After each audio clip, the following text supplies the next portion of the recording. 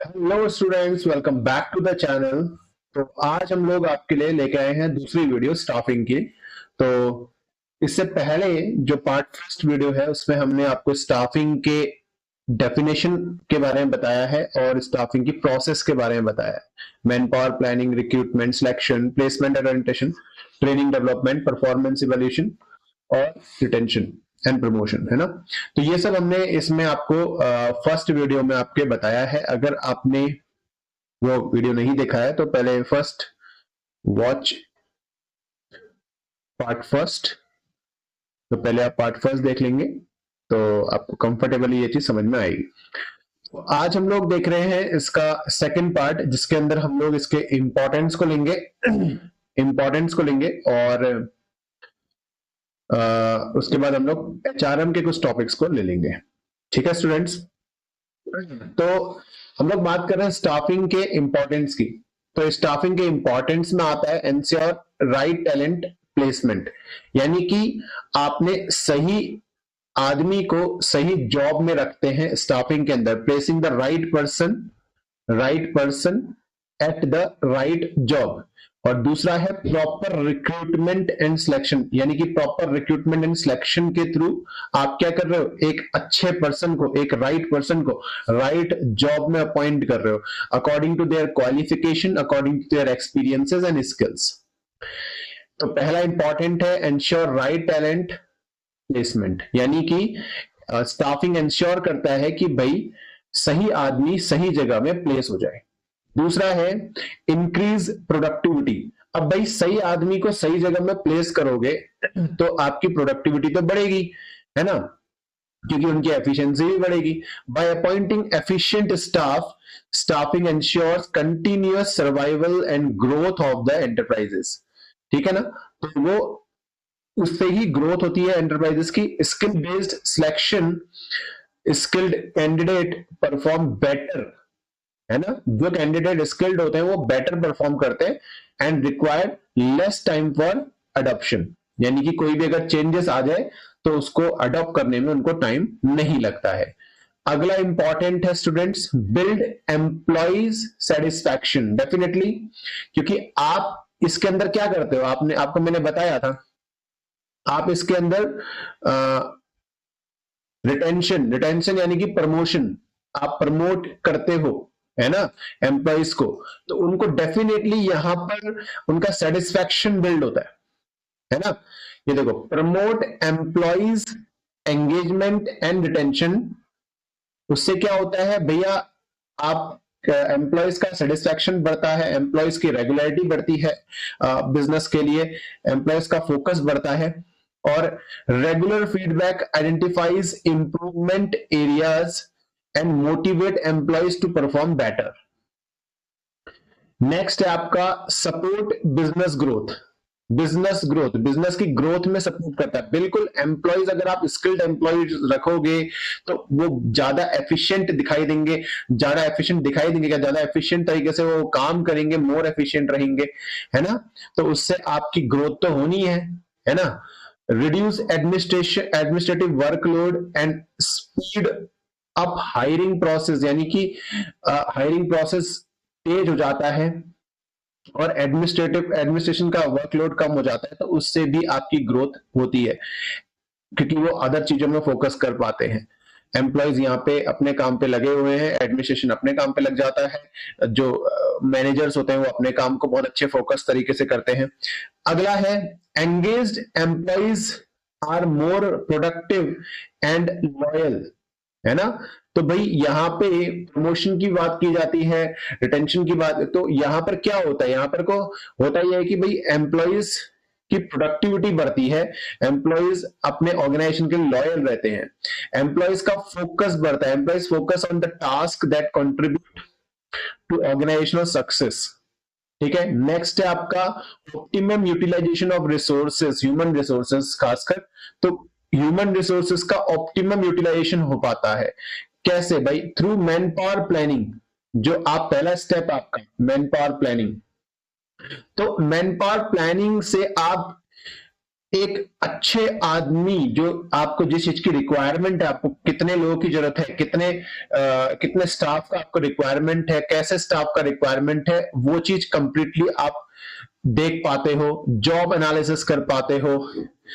तो ये इन चीजों से होता क्या, इन चीजों से ये होता है कि भाई ह्यूमन रिसोर्सेज का आप बहुत ही अच्छे प्रकार से यूज कर पाते हो, जो भी आपके वहां काम करने आए हैं। तो ये थे स्टूडेंट्स इसके इंपॉर्टेंस। पहला था ensure right talent placement, increase productivity, build employee satisfaction, support business growth, optimum utilisation of human resources. Hope that कि आपको पूरा समझ में आ गया होगा। अब समझते हैं स्टूडेंट्स एचआरएम क्या होता है, यानी कि ह्यूमन रिसोर्स मैनेजमेंट। हम लोग इस में समझेंगे ह्यूमन रिसोर्स मैनेजमेंट क्या होता है और उसकी स्टाफिंग के साथ क्या कनेक्शन है। सबसे पहले हम लोग ये देखते हैं कि एचआरएम होता क्या है। एक्चुअली ह्यूमन रिसोर्स मैनेजमेंट एक प्रोसेस को कहते हैं, जो एक ऑर्गेनाइजेशन के employees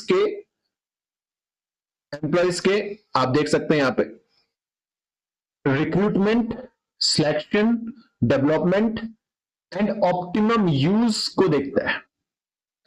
Human resource management is the branch of management which concern with the recruitment, selection, development and optimum use of employees. यानी कि एम्प्लॉयज के रिक्रूटमेंट सिलेक्शन और ट्रेनिंग सब कुछ को लेकर के एवरीथिंग सब कलेक्टिव करके हम लोग एचआरएम बोल सकते हैं। यानी कि एचआरएम वो है, ह्यूमन रिसोर्स मैनेजमेंट एक स्टाफिंग से बड़ी प्रोसेस है। Staffing deals with human element of management and performance of the organization depends upon how well this function is performed। ठीक है ना, तो स्टाफिंग कैसे परफॉर्म करेगी उसके ऊपर डिपेंड करता है। एचआरएम इंश्योर करता है कि एक कंपनी के पास राइट लोग हो जो सही काम कर रहे हो और ऑर्गेनाइजेशन के गोल अचीव कर रहे हो, टाइम पे अचीव हो और सही तरीके से काम हो। ठीक है ना, तो यहां पर बहुत ही आसान है। तो एचआरएम को हम लोग इस फिगर से समझ सकते हैं। यहां पे आप देख सकते हैं ह्यूमन रिसोर्स मैनेजमेंट एक बड़ा पार्ट है, एक वाइडर कॉन्सेप्ट है और स्टाफिंग उसके अंदर आता है, ह्यूमन रिसोर्स मैनेजमेंट के अंदर आता है। तो आप इसमें देखिए एचआरएम के अंदर क्या क्या, रिक्रूटमेंट आ गया, एनालिसिस, जॉब एनालिसिस आ गया, collection information about the job आ गया, डिस्क्रिप्शन, जॉब की डिस्क्रिप्शन हो गई, developing competition, incentives plan, training, development, maintenance of labour और making policies, defending the organisation. मतलब हर चीज एचआरएम के अंदर आ जाता है। और स्टाफिंग के अंदर कौन सी प्रोसेस आती है, स्टाफिंग के अंदर क्या प्रोसेस आती है, man power planning, recruitment, selection, placement, orientation, training and development, performance evaluation and retention and motivation. तो ये सब इसके अंदर आता है। ठीक है ना, तो एक्चुअली आप देखेंगे कि जितनी भी एचआरएम के अंदर जो जो काम होते हैं वो सारे काम स्टाफिंग के अंदर होते हैं।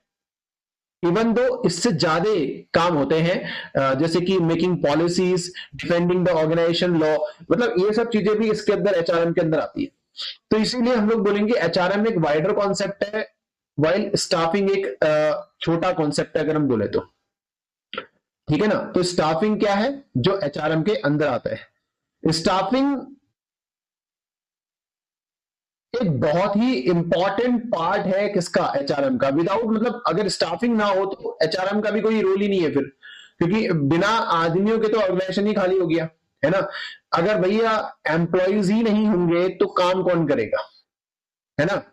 तो जो स्टाफिंग है इसका मेन फोकस होता है ऑर्गेनाइजेशन के लिए कॉम्पिटेंट और स्किल्ड एम्प्लॉयज को हायर करें। सबसे पहले तो मैन पावर, रिक्रूटमेंट, सिलेक्शन, तो ये सब चीजें देखी जाती है। तो ये एक अच्छे एम्प्लॉयज को हायर करने की बात यहां पे करते हैं। स्टाफिंग के बिना एचआरएम इनकम्प्लीट है स्टूडेंट्स। स्टाफिंग के बिना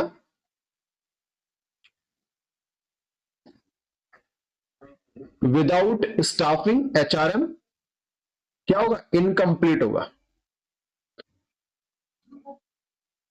एचआरएम क्या होगा, इनकम्प्लीट होगा, हम ऐसा कह सकते हैं, क्योंकि एम्प्लॉइज ही एक कंपनी का बेस होता है। विदाउट एम्प्लॉइज तो भैया काम ही कहां से करोगे, है ना। तो ये था एचआरएम, जो इसको क्या कहते हैं, ह्यूमन रिसोर्स मैनेजमेंट, जिसके अंदर recruitment, selection, development and optimum use of employees तक इसके अंदर कंसिडर किए जाते हैं। एचआरएम के अंदर ये सारे पॉइंट्स कंसिडर किए जाएंगे, स्टाफिंग के अंदर सारे पॉइंट्स कंसिडर किए जाएंगे जो कि इसी के अंदर आते हैं। तो स्टूडेंट्स, ये था स्टाफिंग और एचआरएम कैसे एक साथ मिलकर काम करते हैं। एचआरएम के साथ स्टाफिंग का क्या कनेक्शन है।